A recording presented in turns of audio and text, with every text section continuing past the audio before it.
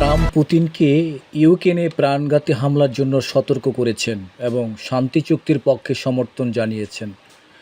President Donald Trump রাশিয়ার president Vladimir পুতিনের প্রতি একটি অস্বাভাবিক মাত্রায় হতাশা প্রকাশ করেছেন যখন ইউক্রেনের রাজধানী কিয়েভে একাধিক প্রাণঘাতী ক্ষেপণাস্ত্র ও ড্রোন হামলা হয়েছে, যা দুই পক্ষের মধ্যে একটি শান্তি চুক্তি প্রতিষ্ঠার জন্য হোয়াইট হাউসের শক্তিশালী প্রচেষ্টার সাথে মিলে গেছে।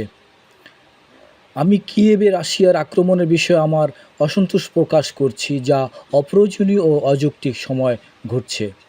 ভ্লাদিমির, এই কার্যক্রম বন্ধ করুন। প্রতি সপ্তাহে ৫,০০০ সৈন্যের ক্ষতি অগ্রহণযোগ্য। ট্রাম্প ২৪ এপ্রিল তার ট্রুথ সোশ্যাল প্ল্যাটফর্মে পুতিনকে সতর্ক করেছিলেন। এদিকে ইউক্রেনীয় কর্মকর্তারা জানিয়েছেন যে রাশিয়ার হামলার অন্তত ৮ জন নিহত হয়েছে এবং ৭০ জনেরও বেশি আহত হয়েছে।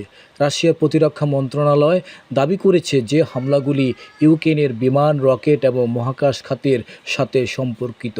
অবকাঠামো এবং ট্যাঙ্ক উৎপাদনের জড়িত কোম্পানিগুলোর উপর লক্ষ্য করে পরিচালিত হয়েছিল। তবুও এই হামলার আগুন লেগে যায়, ভবন ধ্বংস হয়, বাসিন্দারা ধ্বংসাবশেষের নিচে আটকা পড়ে যায়, যা সাম্প্রতিক মাসগুলিতে মস্কোর ইউক্রেনে সবচেয়ে প্রাণঘাতী হামলাগুলোর মধ্যে একটি।